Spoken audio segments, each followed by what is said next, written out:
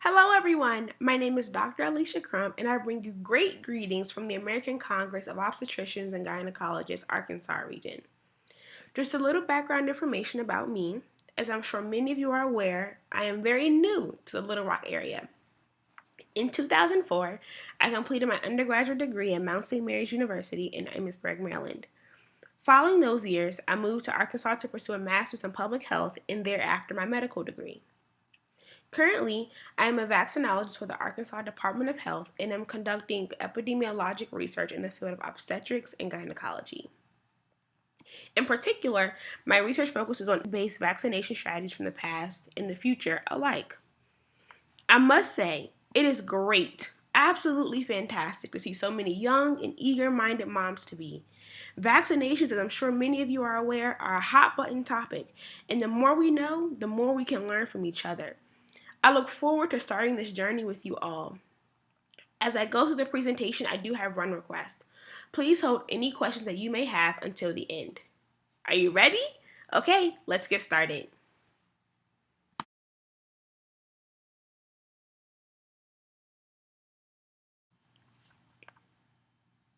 As I have previously stated, today we'll be embarking on a journey of awareness, proactiveness, and most of all, education.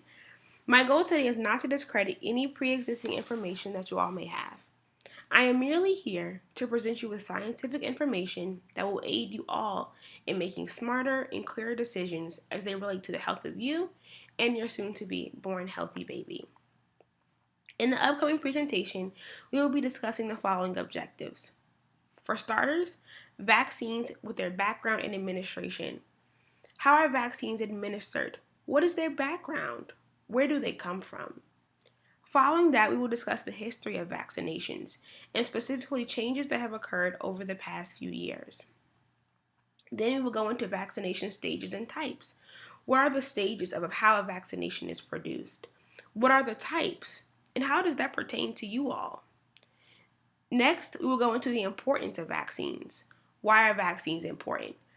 As I am sure many of you have your own idea to why vaccines are important. As I am also sure many of you also are aware of common misconceptions that surround the topic. Following all of this great information, we will have the conclusion. Let's get started.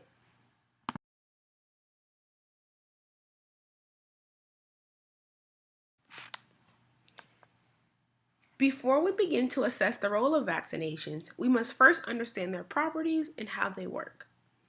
Key to understanding how vaccines work is to first look at the immune system. As bacteria or viruses attack the body, they begin to divide and multiply, causing common symptoms such as sneezing or coughing or many of those things we see during flu season. In an effort to fight this, your body turns on its immune system. The body uses various methods to combat intruding bacteria and viruses. Although it may initially take some time for the body to use and make all of the germ-fighting tools, once it is done, the immune system remembers what it learns about how to protect the body from the same bacteria or virus. Pretty cool, right? Vaccines in particular mimic a present infection. They allow the body to develop a remembering system that will provide it, being the body, with tools needed to fight the same disease in the future. And that's how you prevent yourself from getting various diseases when you have a vaccination. In most cases, of course.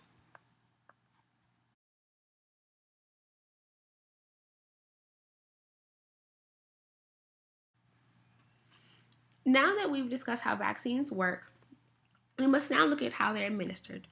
Vaccinations can be administered in 5 most common methods. 1. Intramuscular injection. Intramuscular injection administers the vaccine into the muscle mass. This technique is commonly used with vaccines containing adjuvants to reduce local effects. 2. Subcutaneous injection. Subcutaneous injection administers the vaccine to the subcutaneous layer above the muscle and below the skin. 3. Intradermal injection. Intradermal injection administers the vaccine in the topmost layer. The only vaccination that uses this is Bacillus calmette-guerin vaccine. This method ultimately is used to reduce the risk of neurovascular injury. 4, oral administration. 5, intranasal spray application, which involves a needle-free approach through the nasal mucosa of the vaccine. Now, due to the various methods of administration, manufacturers usually recommend the route of administration that limits adverse reactions for the respective vaccine. That simply just means that not every vaccine will have the same administration technique. Some administration techniques might be more beneficial depending on the vaccine than in others.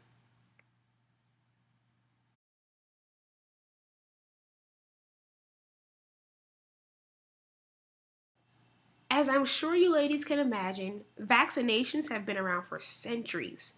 If we look at the picture to the right, we see that vaccine production can be responsible for many health successes. Although first recorded in 1796, the College of Physicians of Philadelphia evidence suggests that the Chinese employed the smallpox inoculation as early as 1000 BCE.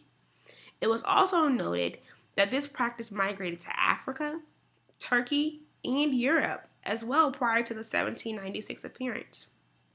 Very soon after this introduction to smallpox, Louis Pasteur in 1885 came along with the rabies vaccine. After this, there was a great dawn of bacteriology development.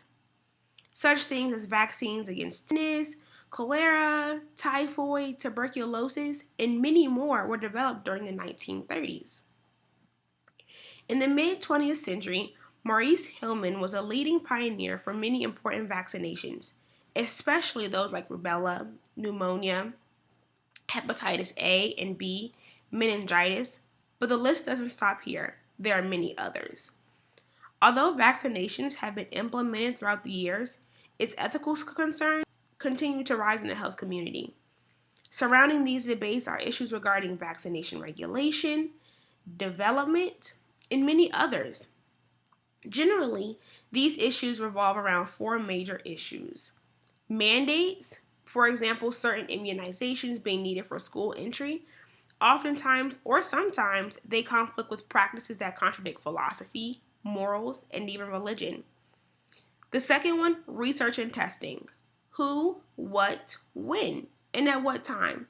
Briefly, we'll discuss this in the next slide. Informed consent of the subjects and access to disparities around in surrounding areas. Who has access to these vaccinations?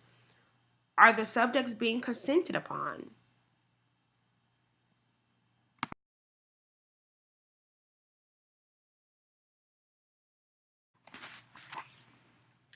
After discussing the history of vaccinations, we must now go into their development.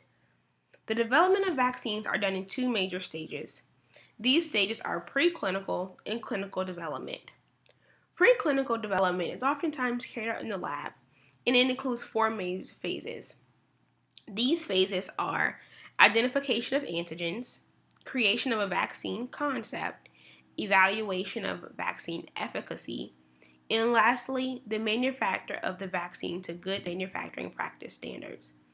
Typically, in the preclinical development stage, it's a lot of laboratory work, it's a lot of bench work, and it has not yet reached the human level.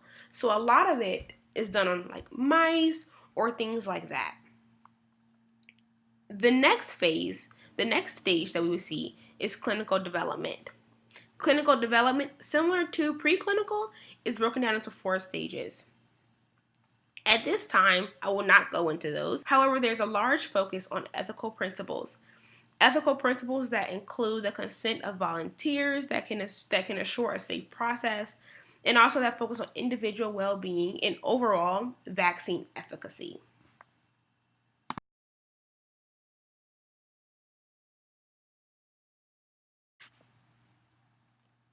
Now that we have discussed vaccination history, administration, development, let's now dive into the various vaccination types.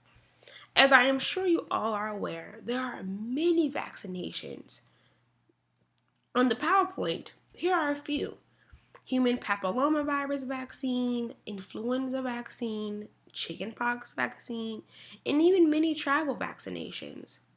Some of these vaccinations are even recommended for various age groups.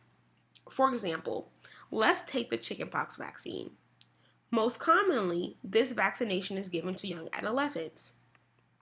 Although this may be the case for some vaccines, it is definitely not true for all.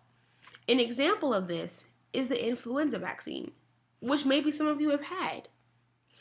This vaccine is not dictated as so much upon age, but is mainly clear upon time of the year, popular strain, and various things of that sort. From these examples, it is clear that timing is very important when it comes to vaccinations. Actually, essential to determining a vaccination effectiveness is timing, subject, and what we have seen before, also immunity.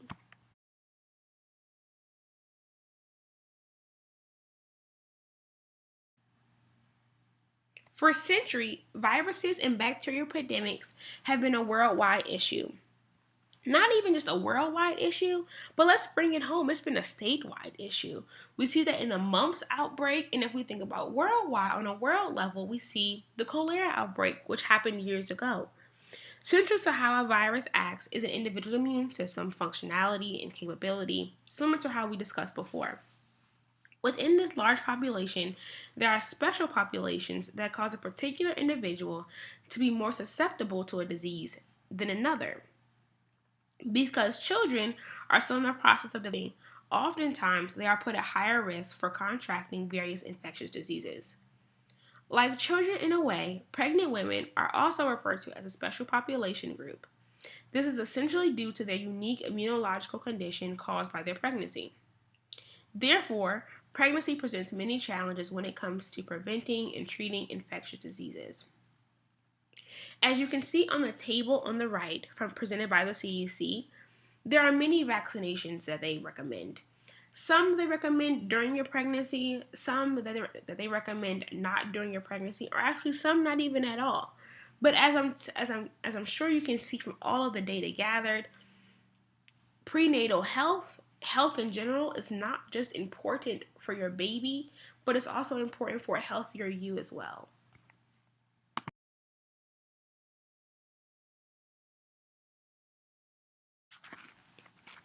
In the last 15 to 20 years or so, rumor has it that the use of vaccines can potentially cause attention deficit hyperactivity disorder, ADHD, and autism. Before continuing, let's first define the mentioned conditions. ADHD is a chronic condition including attention difficulty, hyperactivity, and impulsiveness. Autism is a spectrum and is a mental condition present from early childhood characterized by difficulty in communicating and forming relationships with others and in using language and abstract concepts. This condition is oftentimes falsely connected to the MMR vaccine. It is important to note that neither ADHD or autism are immune-mediated diseases, and data does not show evidence of immune activation or inflammatory lesions in the central nervous system with people having ADHD or autism. For autism in particular, according to the National Institute of Health, 20 epidemiologic studies show that there appears to be no association between MMR vaccine and autism. Such studies were carried out by several different countries and various qualified investigators. Because of the biologic implausibility in both conditions, it has been frequently reported that there is no association between autism, ADHD, and vaccine administration. Another misconception is vaccination gap period timing. Surrounding this idea is that if I get my vaccinations spread out, I will not risk my child getting autism or ADHD. As I have previously discussed, there is no association or no reported association between the link of ADHD development, autism, and vaccination administration. Although there is no link, vaccination administration timing is very important, and we have discussed it previously. Therefore, it should be discussed most importantly with your primary health care provider.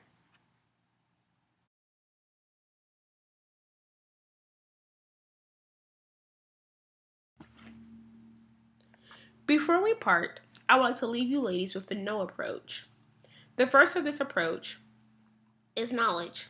I challenge you all to be informed throughout the course of your pregnancy. Go beyond those rumors and research, research, research. Next is notice. Once you gain this knowledge, notice those misconceptions that may be floating around. As you notice them, spread the knowledge to other mothers to be. Inform them as well. While seeking knowledge and noticing incorrect information is important, I strongly urge you to speak with your primary OBGYN. Ultimately, he or she will know what's best for you. Present to them your concerns and allow them to treat the health of not just you, but also your baby. Last but not least, get active. You have now researched, revealed truths, sought medical advice, and now it's time to apply all the information that you have learned. I wholeheartedly, along with the entire Arkansas Department of Health, push you to not only be better mothers to be, but also community leaders.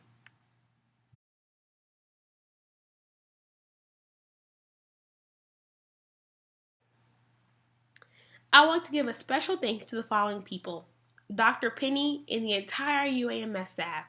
Thank you so much for the invitation. I truly hope that today I was able to provide you all with a piece of knowledge and promote you all to know more and to get active. Thank you so much for your time, and above all, thank you for coming.